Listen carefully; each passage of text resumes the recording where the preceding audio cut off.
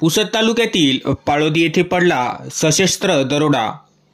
पुसद शहर police station अंतर्गत पाळोदी येथे दिनांक 27 जून रोजीच्या रात्री गावाच्या टोकावर असलेल्या रमेश श्रीराम बांडे या शेतकरी व दुग्ध व्यावसायिकच्या घरावर 4 ते 5 अज्ञात दरोडेखोरांनी शस्त्राच्या जोरावर दरोडा टाकून 2 लाख रुपयांपेक्षा जास्त किमतीचा मुद्देमाल लुटून नेला।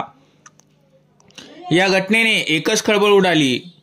दरम्यान अज्ञात दरोडेखोरांनी गावातील आणखीन 2 ठिकाणी केलेल्या प्रयत्नात संतोष तोडकर यांच्या बंद घरातून 10,000 रुपये तर सोळंके या महिलेच्या घरातील 2,000 रुपये लुटल्याची माहिती आहे। दिनांक 27 जूनच्या रात्री 2 ते 2:30 वाजताच्या दरम्यान पाळोदी गाव गाढ झोपेत असताना गावाच्या कडेला राहणारे रमेश बांडे यांच्या घराच्या पहिल्या मजल्यावर शिडीच्या साहाय्याने दरोडेखोरांनी प्रवेश मिळवत खाली उतरले। यावेळी घरात रमेश बांडे यांच्यासह त्यांची पत्नी, 2 मुलं, आई असा परिवार झोपेत होता। मात्र दरोडेखोर घरात शिरल्याची त्यांना चाहूल लागली। त्यामुळे सजग दरोडेखोरांनी शस्त्राचा धाक दाखवून त्यांना चूप बसविले। यावेळी बांडे यांच्याकडील 2 मोबाईल ताब्यात घेतले।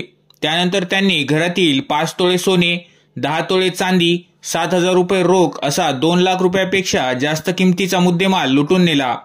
जाताना दरोडेखोरांनी घराला बाहेरून कडी लावून गेले। दरोडेखोरांनी या मुख्य घटनेसह अन्य 2 ठिकाणी हात साफ करून पोबारा केला। तोंडाला रुमाल बांधून मराठी भाषा बोलणारे दरोडेखोर 25 ते 30 वयोगटातील असू शकतात। थोड्या वेळाने सर्व घटनाक्रम गावात माहीत होत एकच खळबळ उडाली।